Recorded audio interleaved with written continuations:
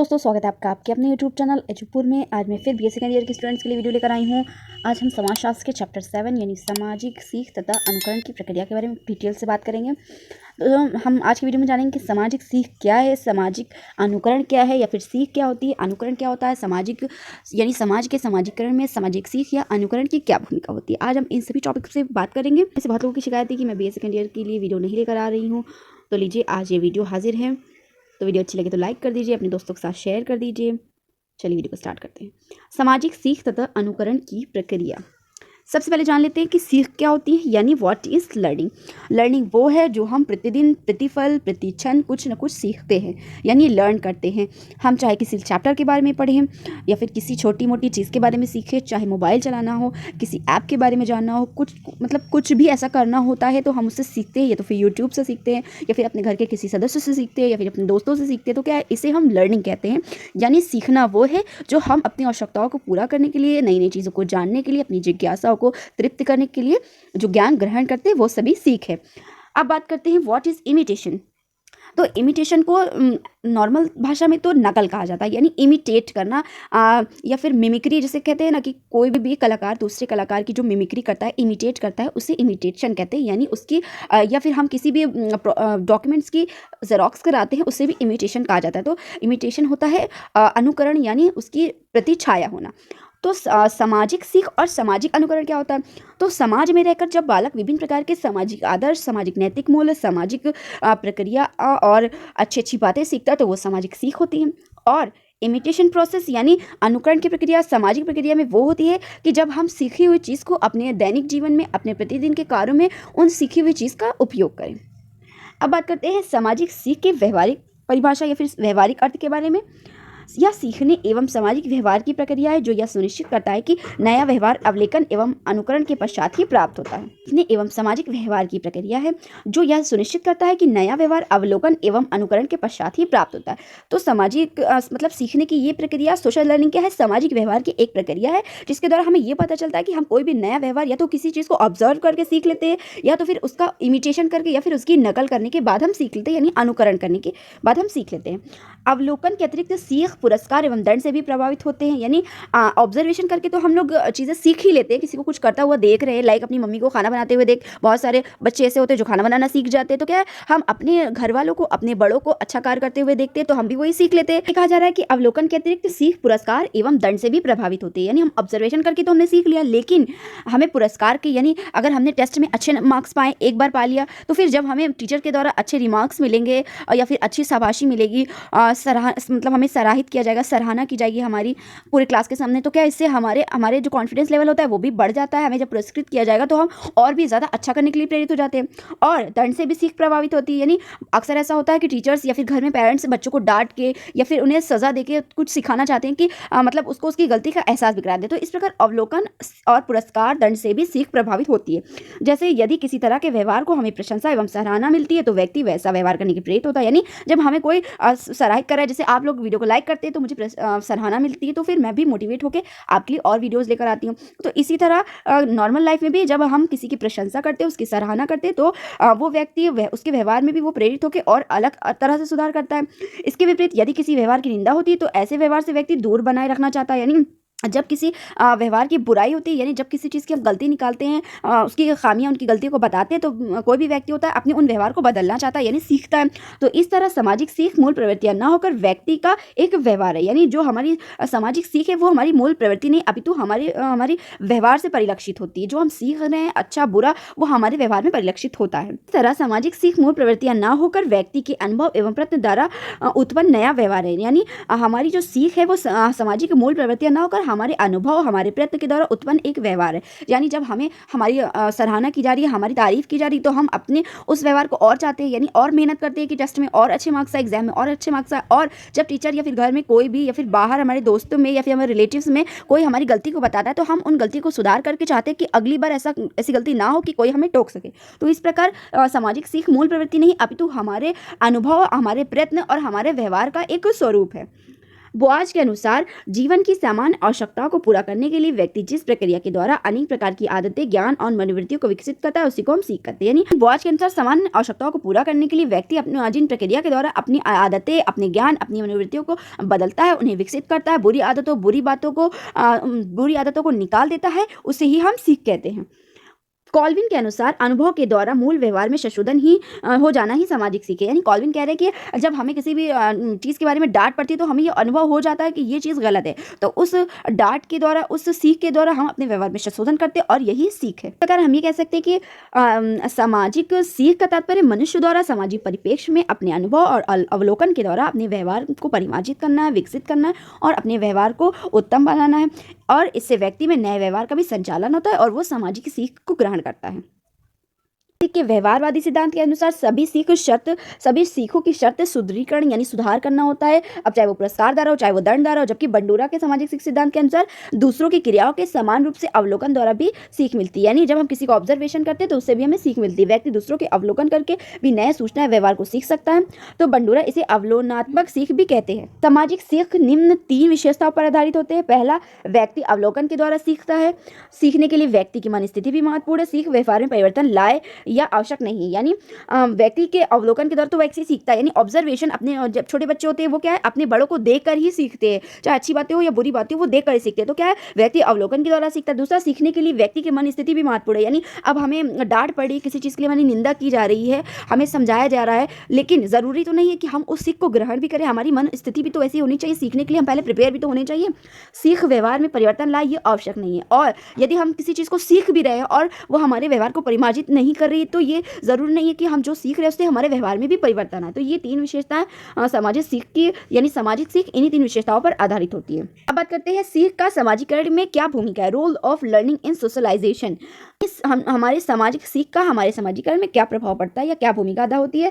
पहला, सामाजिक सीख के माध्यम से ही व्यक्ति का समाजीकरण होता है। यानी व्यक्ति जब अच्छी अच्छी बातें सीखता है, अच्छे व्यवहार सीखता है, तो इससे उसका समाजीकरण होता है। समाज में उसके एक पद वो और ज़्यादा बढ़ जाता है, यानी लोगों की नज़र में उसकी इज्जत बढ़ जाती है। वो अपने समाज में रहकर अच्छे व्यवहार करता है, अपने आदर्शों, अपने मूल्यों से लोगों को अपनी ओर आकर्षित करता है और एक आदर्श जीवन व्यतीत करता है।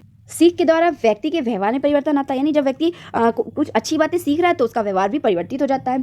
समय के साथ सामाजिक सीख भी परिष्कृत होकर अन्यों के लिए दृष्टि प्रदान करती है। यानी जब हम अच्छी बातें सीख लेते हैं, एक दृष्टिकोण हमारा बन जाता है, हमें किसी चीज़ के बारे में अनुभव होता है तो हम उसे दूसरों को भी देते हैं, यानी दूसरों को भी उसी चीज़ के बारे में समझाते हैं। तो इससे हमारी सीख भी परिष्कृत हो जाती है और हम अन्य यानी दूसरे लोगों को भी वही ज्ञान प्रदान करते हैं। सीख के लिए व्यक्ति सामाजिक मूल्य एवं प्रतिमानों का अनुकरण करता है। यानी सीख के द्वारा व्यक्ति अपने सामाजिक मूल्य, आदर्शों, प्रतिमानों को इमिटेट करता है और उनको अपने व्यवहारिक जीवन में उनका उपयोग भी करता है। सीख सामाजिक अनुकरण एवं समाजीकरण के लिए आधार प्रदान करता है। हमारी लर्निंग क्या है, हमारे इमिटेशन के लिए, हमारे सोशलाइजेशन के लिए, समाज में अच्छे व्यवहार के लिए एक आधार प्रदान करता है। सीख सामाजिक अनुकरण एवं समाजीकरण के लिए आधार प्रदान करता है। अब बात करते हैं अनुकरण के बारे में, यानी अनुकरण क्या होता है। व्यक्ति का अधिकांश व्यवहार दूसरे व्यक्ति के व्यवहार का अनुकरण है। एक बच्चा आरंभ में अपने माता पिता एवं परिवार के सदस्यों के व्यवहारों कार्यों का अनुकरण करता है। जैसे जैसे व्यक्ति बड़ा होता है वह अन्य समूह के संपर्क में आता है, जिससे उसके अनुकरण की क्षमता बढ़ती है। इसलिए समाज में एक समान आदर्श एवं नियम स्थापित हो जाता है, जिससे समाज में एकरूपता बनी रहती है। यानी कहने का तात्पर्य है कि प्रत्येक व्यक्ति का अधिकांश व्यवहार जो होता है वो दूसरे व्यक्ति का परिलक्षित रूप या फिर एक अनुकरण होता है। यानी सामान्य जीवन में हम देखते हैं कि बहुत सारे ऐसे लोग हमें मिलते हैं जो उनकी अपनी खुद की कोई पर्सनालिटी नहीं होती, यानी वो दूसरों को कॉपी करके चलते हैं, वो खुद का कुछ नहीं बनाते। यानी दूसरा कोई अगर कोई कार कर रहा है, कुछ पहन रहा है, तो उसकी कॉपी करके वो काम करने लगते हैं, फिर पहनने लगते हैं। तो प्रत्येक व्यक्ति का क्या व्यवहार दूसरे व्यक्ति का परिलक्षित या अनुकरण होता है। तो एक बच्चा आरंभ में अपने माता पिता एवं परिवार के सदस्यों के व्यवहारों कार्यों का अनुकरण करता है। यानी जब बालक नवजात होता है, छोटा होता है, तो वो क्या है, जैसे जैसे वो बड़ा होता है तो अपने घर वालों से ही सीखता है, अपने माँ बाप से सीखता है। जैसे जैसे वो अच्छी अच्छी भाषा में बात करते हैं तो बच्चा भी वैसे ही बिहेव करता है, और जिस तरह से माँ बाप रहते हैं, जिस तरह से व्यवहार करते हैं, वही आदतें उनके बच्चों में भी आती है। तो जैसे जैसे व्यक्ति बड़ा होता है वो अन्य समूह के संपर्क में आता है। यानी जब बच्चा बड़ा होता है, वो घर से बाहर जाने लगता है, तो अन्य लोगों के समूह में, अपने दोस्तों के समूह में, अन्य लोगों के संपर्क में आता है, जिससे उसके अनुकरण की क्षमता भी बढ़ती है। यानी फिर वो ज़्यादा चीज़ें सीखता है, उनके व्यवहार से ज़्यादा अनुकरण करता है। इसलिए समाज में एक समान आदर्श और नियम स्थापित हो जाता है, जिससे समाज में एकरूपता बनी रहती है। यानी जब हम बालक बाहर के समूह में जाता है, उनके साथ उठता बैठता है, तो उनके जैसा व्यवहार करने लगता है। तो इससे क्या होता है कि समाज में एक समान आदर्श भी बन जाता है, समाज में सामान्य नियम भी स्थापित हो जाते हैं और एकरूपता भी बनी रहती है। सीखने की प्रभावशाली विधि में छात्रों के अनुकरण द्वारा सीखने को महत्वपूर्ण स्थान प्रदान किया। तो समान रूप से बालकों को अपने माता पिता की नकल करते हुए या फिर शिक्षक की नकल करते हुए देखा होगा। अनेक बालक अपने साथी की भी नकल करते हैं। अनेक अवसरों पर छात्र जब किसी अभिनेता नेता से प्रभावित होते हैं तो उसकी भी गतिविधियों का रहन सहन को सीखते हैं, उनकी भी नकल करने लगते हैं। तो इस प्रकार की स्थिति में जो सीखने की प्रक्रिया संपन्न होती है उसे भी अनुकरण के द्वारा सीखना कह सकते हैं।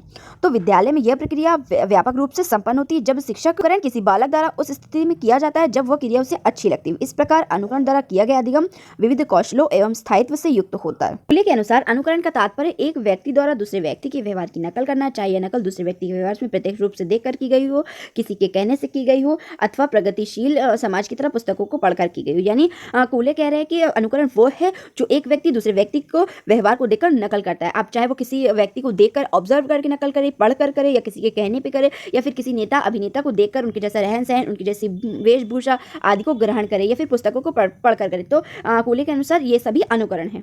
अनुकरण को पूरी तरह नकल नहीं कहा जा सकता क्योंकि नकल हुबहू प्रतिबिंब के रूप में होती है, जबकि अनुकरण में कुछ तार्किक प्रक्रिया एवं सोचना समझना भी शामिल है। यानी नकल में तो क्या होता है कि एकदम जेरोक्स कॉपी हो जाती है, लेकिन अनुकरण क्या है, हुबहू नहीं होता, यानी हम किसी की हुबहू नकल कर ही नहीं सकते। तो व्यक्ति की अपनी सोच अपनी समझ होती है, वो अपनी तार्किक प्रक्रिया के अनुसार चीज़ें सीख तो लेता है, ऑब्जर्व भी कर लेता है, परंतु उनका अपने दैनिक जीवन में उपयोग वो अपनी सोच और समझ के अनुसार ही करता है। ग्रेबियल टॉर्डे के अनुसार प्रत्येक मनुष्य का व्यवहार मूल प्रवृत्तियों के कार्यों का परिणाम है। ग्रेबियल कह रहे हैं कि प्रत्येक मनुष्य जो भी व्यवहार करता है उसकी मूल प्रवृत्ति और जो कार्य होती है उन्हीं का परिणाम उसका अनुकरण है। जबकि GH मीट के अनुसार अनुकरण मूल प्रवृत्ति न होकर सामाजिक सीख का परिणाम है। तो GH मीट कह रहे हैं कि अनुकरण हमारी कोई मूल प्रवृत्ति नहीं होती, अपितु जो हम अपने समाज में रहकर जो सीख ग्रहण कर रहे हैं उनका अनुकरण है। टॉर्डे अपने अनुकरण के सिद्धांत में लिखते हैं कि समाज में अधिकतर व्यक्ति आविष्कारक नहीं होते बल्कि दूसरों की नकल करते हैं। तो टॉर्डे कह रहे हैं कि कोई भी व्यक्ति इनोवेटिव नहीं होता है कि वो अपनी अलग पर्सनैलिटी डेवलप कर सके। ज़्यादातर लोग यानी 55% लोग ऐसे ही हैं जो दूसरों को देखकर ही सीखते हैं, यानी इमिटेट करते हैं, उनका अनुकरण करते हैं, उनको अपना आइडल बना लेते हैं। तो टॉर्डे ने अनुकरण के 3 नियम बतलाए हैं। यानी टॉर्डे के अनुसार अनुकरण के 3 नियम होते हैं। नजदीकी संपर्क का नियम, इसके अनुसार व्यक्ति उन्हीं व्यवहारों का अनुकरण करता है जो उसके आसपास के वातावरण में विद्यमान होता है। यानी बच्चा जब छोटा होता है अपने घर में अपने पेरेंट्स को, अपने परिवार के सदस्य को देखकर ही सीखता है, यानी जो उसके चारों तरफ वातावरण विद्यमान है उन्हीं के आसपास व्यवहारों को देखकर ही सीखता है, यानी उसके व्यवहार से उसके आसपास के लोगों का व्यवहार परिलक्षित होता है। तो इस प्रकार टॉर्डे कह रहे हैं कि नज़दीकी संपर्क का नियम अनुकरण को प्रभावित करता है। अवर द्वारा उच्च का अनुकरण करने का नियम, the law of imitation of superiors by inferiors, इसके अनुसार गरीब या युवा, धनी या अनुभवी व्यक्ति का अनुकरण करता है। तो इस नियम के अनुसार जैसे नेता होते, कोई अभिनेता होते या कोई बड़ा कलाकार है तो लोग उसको देखकर उनकी जैसी वेशभूषा, उनकी जैसी सोच, उनके रहन सहन का तरीका आदि को अपने नॉर्मल लाइफ में मतलब उतारने की कोशिश करते हैं, उनका अनुकरण करने की कोशिश करते हैं। यानी टॉर्डे कह रहे हैं कि इसके अनुसार गरीब या तो युवा, धनी या अनुभवी व्यक्ति का अनुकरण करते हैं, यानी गरीब लोग धनी लोगों का अनुकरण करते हैं। का नियम, इसके अनुसार नए व्यवहार को पुराने व्यवहार पर थोप दिया जाता है। तात्पर्य यह है कि जब व्यक्ति नए व्यवहार सीख लेता है तो पुराने व्यवहार को त्याग देता है। यानी जब हम कोई नई चीज़ सीख लेते हैं, नया ऑब्जर्वेशन कर लेते हैं तो पुरानी चीज़ें छोड़ देते हैं। तो इस व्यवहार के नियम के अनुसार पुरानी चीज़ों के ऊपर नई चीज़ें थोपी जाती हैं। अनुकरण का सामाजिकरण में क्या भूमिका, अभी हमने बात की थी कि सामाजिक सीख का सामाजिकरण में क्या भूमिका है। अब हम बात करते हैं कि अनुकरण में का हमारे सामाजिकरण में, सोशलाइजेशन में क्या भूमिका है। अनुकरण के द्वारा ही एक बच्चा समाज के मूल्यों एवं प्रतिमानों को आत्मसात करता है जो समाजीकरण के लिए आधार बनता है। यानी हाँ, कोई भी बच्चा अपने घर के लोगों को, अपने सदस्य को, अपने समाज के लोगों को देखकर ही उनके जैसे आदर्श मूल विचार को इमिटेट करता है, अनुकरण करता है और समाज के नियमों का पालन भी करता है। तो यही समाजीकरण का आधार भी है। अनुकरण द्वारा समाजीकरण की प्रक्रिया तीव्र हो जाती है। जब हम किसी चीज़ को सीख लेते हैं, किसी चीज़ का इमिटेट कर लेते हैं तो समाजीकरण की जो यानी सोशल व्यवहार की जो प्रक्रिया होती है वो अधिक तेज गति से होती है। अनुकरण के माध्यम से ही एक बच्चा समाजीकरण के दौरान अपनी संस्कृति को अन्य से अलग कर पाता है। यानी जब हम इमिटेट कर लेते हैं अपने घर के लोगों को, अपने समाज के लोगों को, अपनी संस्कृति, अपनी रीति रिवाज, परंपरा को करते हुए, अपने संस्कारों को निभाते हुए देखते हैं तो बच्चे अन्य लोगों से अपनी संस्कृति को भी अलग करते हैं। तो क्या है, उनका सोशलाइजेशन भी होता है, सांस्कृतिक रूप से सोशलाइजेशन भी हो जाता है। संपूर्ण समाज अनुकरण के परिणाम स्वरूप ही अस्तित्व में आता है। यानी संपूर्ण समाज यानी अपने समाज में जो सुधार भी आते हैं तो वो दूसरे समाज से देखकर या फिर किसी एक देश में जो नई नई चीज़ें, टेक्नोलॉजी आ रही है तो क्या है कि दूसरों को देख कर भी आती है, दूसरों को इमिटेट करके, यानी दूसरे देश में वो टेक्नोलॉजी है अपने में क्यों नहीं, तो इसका अनुकरण करके भी संपूर्ण समाज का विकास होता है। तो इस प्रकार हम ये कह सकते हैं कि सीखने की प्रभावशाली विधियों में छात्रों के अनुकरण द्वारा सीखने को महत्वपूर्ण स्थान प्रदान किया जा सकता है। समान रूप से बालकों को अपने माता पिता की नकल करते हुए, शिक्षक की नकल करते हुए देखा होगा। अनेक बालक अपने साथी की भी नकल करते हैं, यानी अपने दोस्तों यारों के साथ रहकर भी उनसे भी उनके व्यवहार की भी नकल करते हैं। तो स्वरूप जब छात्र किसी अभिनेता नेता से प्रभावित होता है तो उनकी गतिविधियों का भी नकल करने लगता है। तो विद्यालय में ये प्रक्रिया व्यापक रूप से संपन्न होती है। जब शिक्षक छात्रों को गणित, हिंदी, विज्ञान संबंधी तथ्यों को मतलब करके बताता है, यानी उनको ब्लैक बोर्ड पर लिख के बताते हैं, तो अनुकरण के द्वारा वो उन यानी छात्र अनुकरण के द्वारा उन क्रियाओं को भी संपन्न करता है। बालक में अनुकरण का गुण स्वाभाविक रूप से पाया जाता है। घर, परिवार, परिवेश में विविध प्रकार की सामाजिक, सांस्कृतिक, शैक्षिक प्रक्रियाओं को बालक अनुकरण द्वारा ही सीखता है। अनुकरण द्वारा ही सीखने को एक प्रभावशाली सीख या फिर अधिगम माना जा सकता है।